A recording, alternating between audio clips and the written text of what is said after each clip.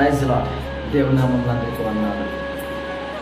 ఈ యొక్క ఛానల్ను వీక్షిస్తున్న అందరికీ ప్రత్యేకమైన వందనాలు. సబ్స్క్రైబ్ చేయండి, అదేవిధంగా షేర్ చేయండి.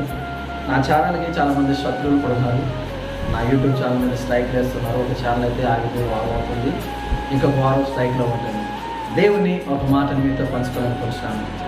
మనం అద్దంలో చూసుకుని మనలో ఉన్న లోపాలను మనం సరి చేసుకుంటాం. అవునా కదా?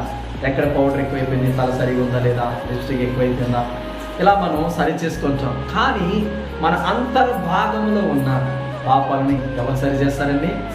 అర్థమా?